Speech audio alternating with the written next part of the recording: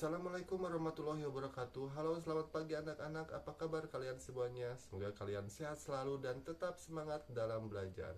Pada pagi hari ini kita akan melanjutkan pembahasan kita mengenai tema 1, selamatkan makhluk hidup, subtema 1, tumbuhan sahabatku, pembelajaran kelima. Semoga kalian tetap semangat ya dalam pembelajaran kali ini. Ayo kita mulai saja pembelajarannya.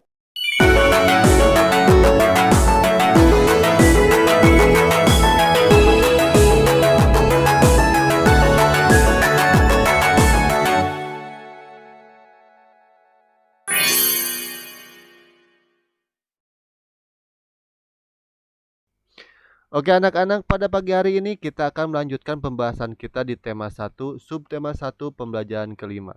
Sebelum ke pembahasan, seperti biasa kita harus mengetahui dulu apa tujuan pembelajaran kita hari ini. Tujuan pembelajaran kita hari ini ada 4. Yang pertama yaitu setelah membaca teks tentang ASEAN dan kondisi geografisnya, kalian mampu menyebutkan kehidupan sosial budaya dari dua negara terkait kondisi geografisnya dengan benar.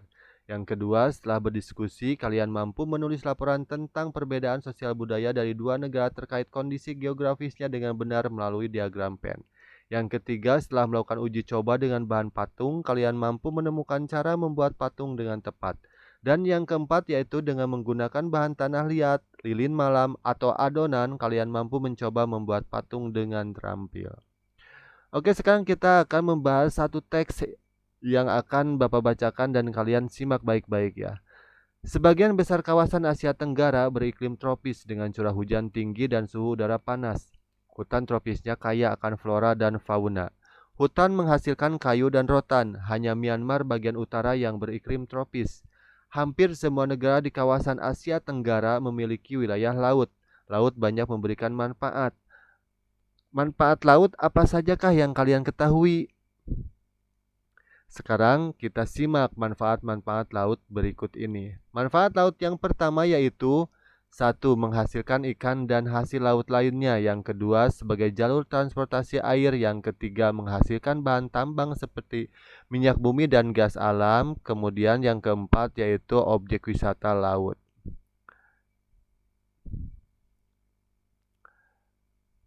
Sekarang kalian pilih 2 dari 10 negara ASEAN yang sudah kamu pelajari pada pembelajaran pertama. Baca informasi dari kedua negara yang kamu pilih, bisa dari buku tematik atau sumber lainnya. Temukan persamaan dan perbedaan dari kedua negara yang kamu pilih tersebut dan masukkan hasilnya ke dalam diagram pen. Ada 2 negara yang telah Bapak pilih di sini yaitu Indonesia dan Singapura. Baiklah, kita bahas satu-satu negara yang akan kita masukkan perbedaan dan persamanya ke dalam diagram pen. Yang pertama yaitu negara kita tercinta yaitu Indonesia. Indonesia merupakan negara kepulauan yang terdiri dari pulau besar dan kecil. Jumlah pulau di Indonesia adalah 16.056 pulau. Indonesia terdiri atas rangkaian pegunungan, gunung, laut, sungai, dan danau.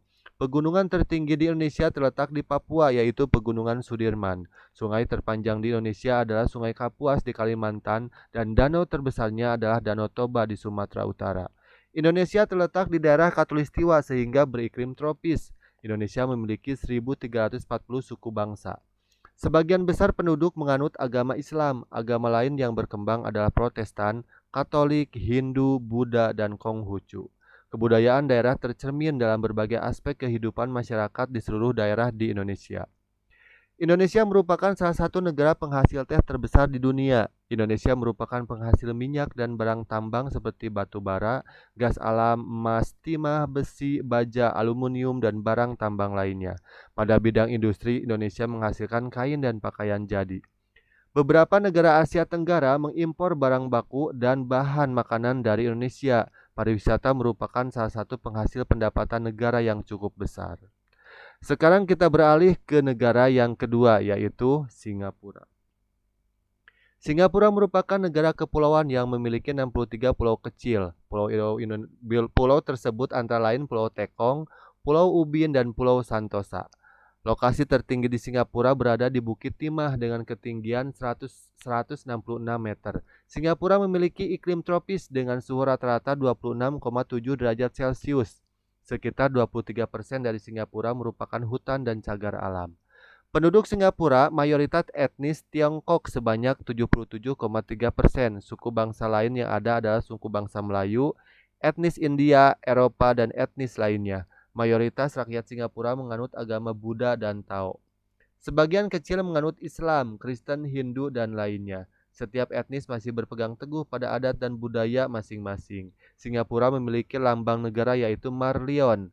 Marlion adalah patung kepala singa berbadan ikan.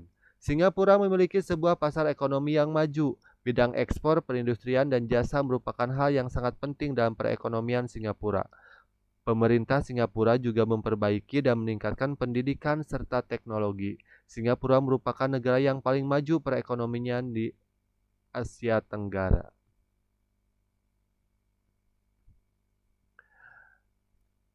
Dari kedua negara yang telah kita bahas tadi, maka kalian harus menuliskan persamaan dan perbedaan negara Indonesia dan Singapura tersebut berdasarkan teks yang telah Bapak bacakan tadi di dalam diagram pen.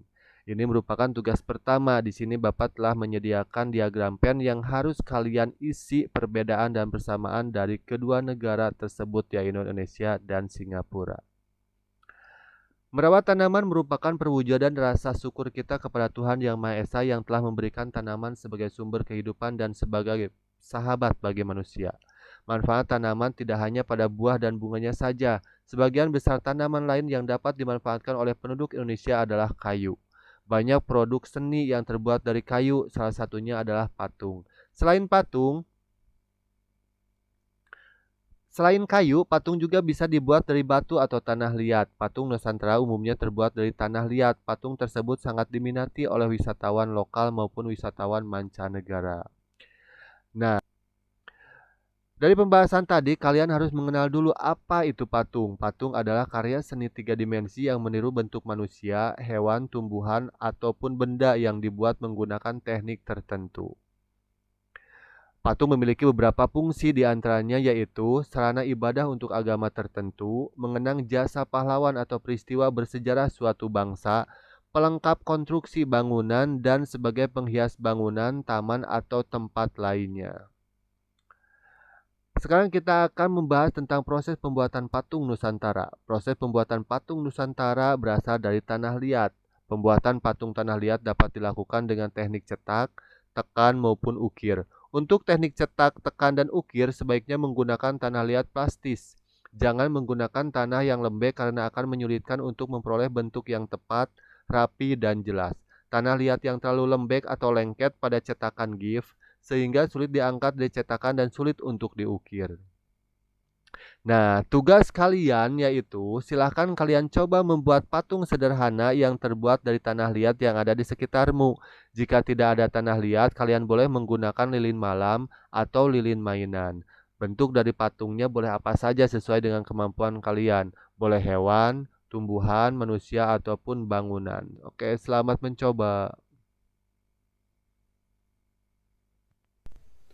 Pembelajaran kelima kita kali ini cukup sampai di sini. Kita kembali lagi pada pembelajaran selanjutnya. Semoga kalian tetap sehat, tetap semangat dalam menjalankan berbagai macam aktivitas, terutama belajar. Oke, assalamualaikum warahmatullahi wabarakatuh.